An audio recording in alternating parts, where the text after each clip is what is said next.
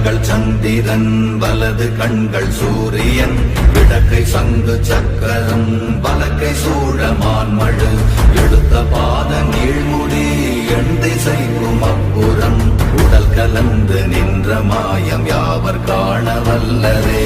ஓம் நமச்சிவாய.